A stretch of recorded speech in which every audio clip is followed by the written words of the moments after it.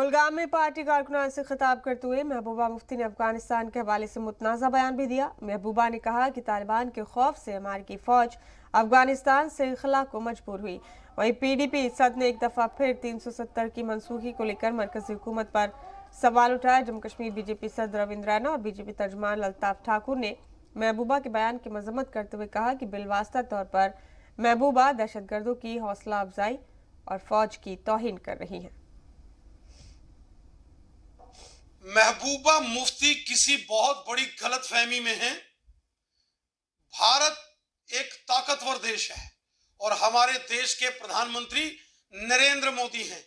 यहां तालिबानी हो, अलकायदा हो, लश्कर हो, जैश हो, हिजबुल हो, जो देश के खिलाफ, जो भारत की एकता और अखंडता के खिलाफ षड्यंत्र करेगा, जो देश के खिलाफ साजिश करेगा, उसे मलिया मेट करके रख दिया जाएगा।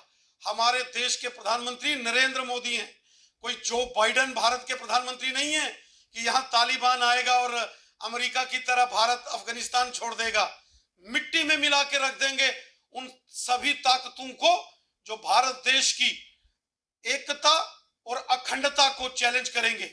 और महबूबा मुफ्ती के इस राष्ट्रद्रोही एजेंडे को किसी सूरत में ना तो जम्मू कश्मीर की जनता यहां स्वीकार करने वाली है और ना हम लोग महबूबा मुफ्ती के इस षड्यंत्रकारी एजेंडे को यहां चलने देंगे।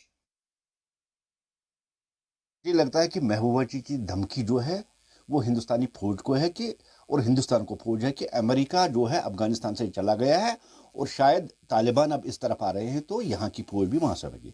लेकिन महबूबा जी को ये बात समझनी चाहिए, हम अपनी ज़मीन की हिफाजत भी करना जानते हैं, हम दुश्मनों को ख़त्म करना भी जानते हैं।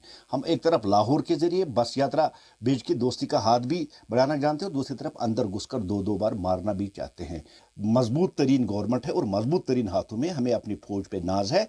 अगर ऐसी भी कोई कार्रवाई हुई यहाँ आने की दहशतगर्दों की तो कश्मीर ही उनकी कब्रिस्तान बन जाएगा, कश्मीर ही उनके लिए कब्रगाह बन जाएगा।